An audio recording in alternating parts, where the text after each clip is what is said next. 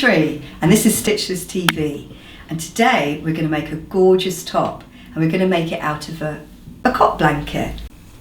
The first thing we're going to do is we've got to line up the blanket. I've folded it over and we make sure that all the edges are perfectly matched up.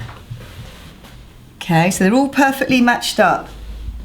Now I'm going to measure, where's my tape measure? I'm going to measure how long I want the top to be. Now I like my tops quite short. So for me, measuring from the centre of the shoulder, I think that's okay. Now that says 18 inches, which is 45 centimetres. And we're going to transfer that measurement onto here. And then we'll basically just cut all along. So what we need to do, we just go along. I've got this here as my marker to know how long it's supposed to be. And then all I'm doing is I'm just following the line of the fabric. So we go all the way along. You imagine the possibilities. All those gorgeous children's cot blankets, baby cot blankets. You could be turning into the most amazing tops, and they're often in really good quality cottons and wools.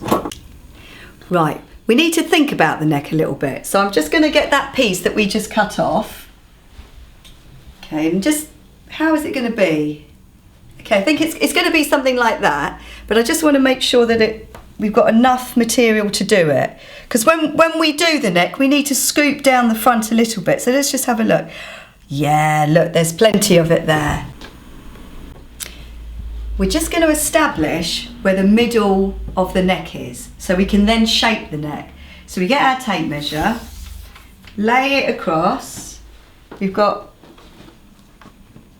87 centimetres. So maths, 43 and a half, 43 and a half. I'm going to keep my finger there. Now this is really important, okay? Don't cut through both of them, just the top one, because we're doing the front. And whenever you do necks, they come down a bit more at the front than they do at the back. So making sure you're just cutting the front, stop where your finger is and then fold it over so that it's going to be symmetrical. Now you can change this if you think it's not enough. You obviously can't make it smaller, but you can make it bigger. So if you think that's roughly symmetrical, I mean, I'm not really that fast, but I'll just roughly look. So there's 30 there. Oh, look at that. I'm a genius, and there's 30 there. Okay. Now we're gonna cut the back as well, but just before we do that, I just want to roughly get a sense of what it will look like. So I'm measuring across, and I'm allowing for seam allowance, sort of 2 centimetres on each side, and I'm just going to take it to the mirror and just see what it looks like. Yeah, I think that's great, because I want it to be quite a slash neck. Now you probably think, God, I can't do this without a pattern, but you really can, because look, all it is a rectangle, and we're only roughly scooping. You know, most of these things that you buy, they're probably not scooped at all, it's just a slash. Now we've got to cut the back as well, just a little bit.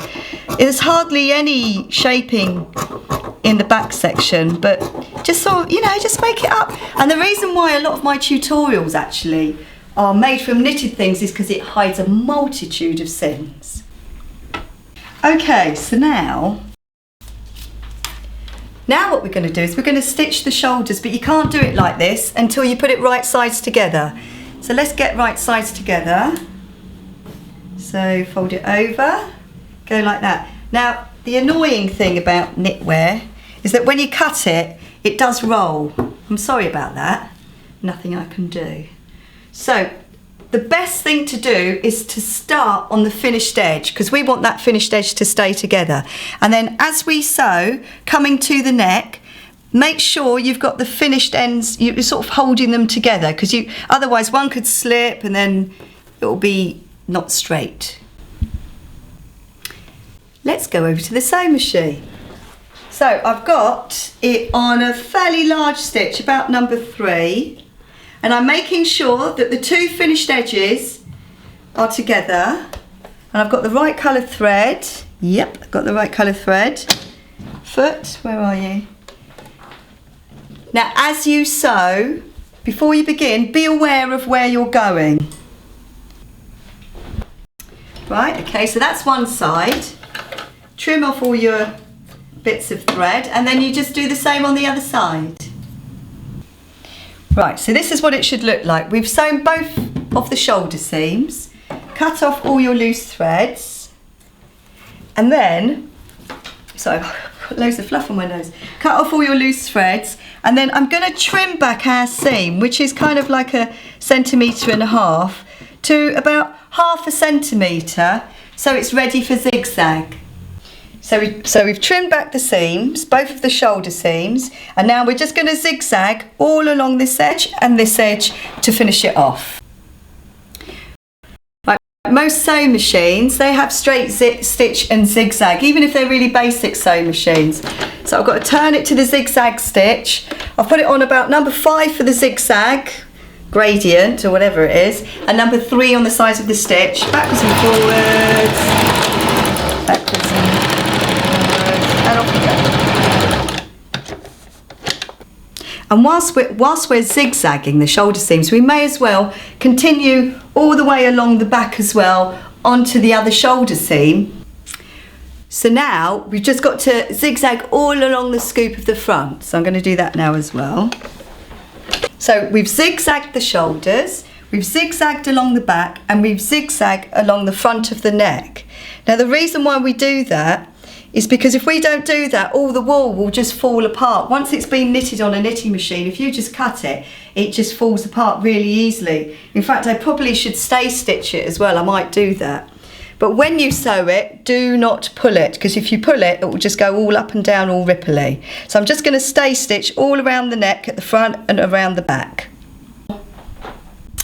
So now we're going to do a stay stitch, and you probably are wondering, what's a stay stitch? A stay stitch is basically what it says. It's to keep things in place. It's to make them stay in position. So it might be to hold fabric so it doesn't stretch out of shape, or it might be to hold 2 fabrics together. So it's not about stitching a seam, it's about keeping things in place. So I'm going to do that now.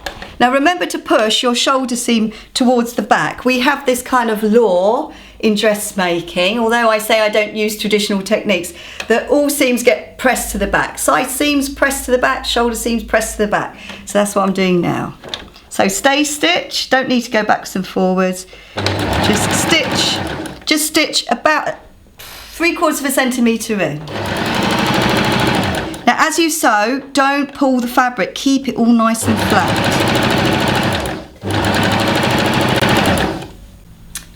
So you should have something like this, so it's going to go there. But what we need to do now is we've got to open it out, because when we cut it, it was folded, and we're going to fold it over right sides together.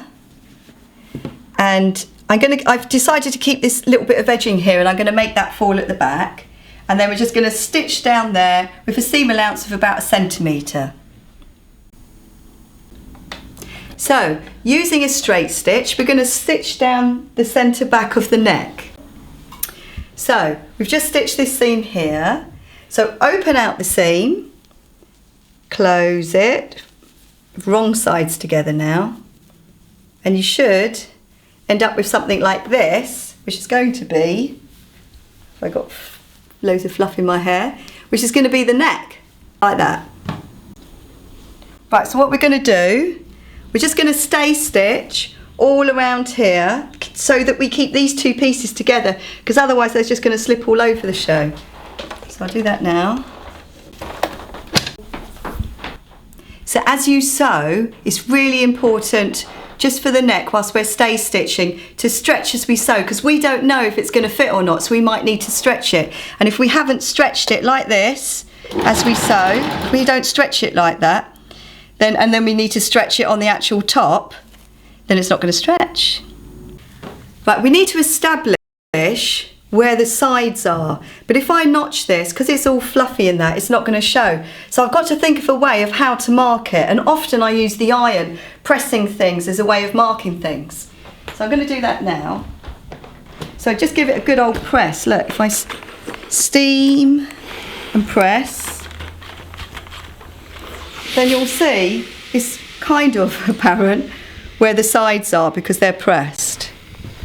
So this is the moment of truth now. We've got to put right sides together. I've got my centre back at the back of the actual top. I'm holding it there. I'm aware of where the side is, and I'm going to hold it. It's going to go across to the side seam and then around the front and end up at the beginning again. So I'm going to talk you through it, okay? Don't worry. You can always, when you've got a difficult job going on, you can always just work in small sections at a time. You don't have to do it all in one go. Like, you can say, okay, I'm going to start at the centre back and I'm going to work my way to the side seam, and I'm going to stop there for a little breather, even take it off the machine and then start again. You don't have to do it all in one sweep, okay, because you're not a professional like me. So let's go. So I've got my side seam, I'm matching it up with the side seam on the top.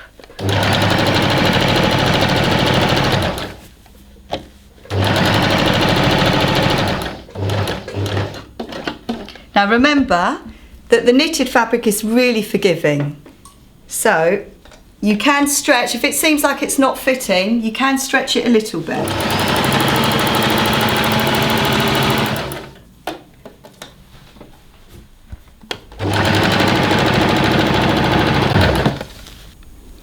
Okay, even us so-called professionals don't always get it right. Now, because I didn't have it positioned properly in the first place, I got to a point where it's like, oh my God, I can't turn it anymore. Don't worry, it's no problem at all. Just stop and just reposition it. So for me, it's pulling the whole enormous top through the whole of the neck so that I can get it in position properly. Right, and then off we go again. So you should be at this stage. How did you get on? Was it all right? It's a little bit of a nightmare having to stretch one and make it fit, but you know, it's very, very forgiving, isn't it? Stretchy fabric.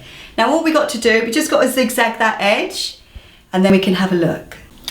I just zigzagged all around here, so it's all finished off. Shall we have a look at what it looks like? Are you ready? So, seam at the back. I'm going to try it on my dummy so I don't get fluff all over me. Oh my God, look at that.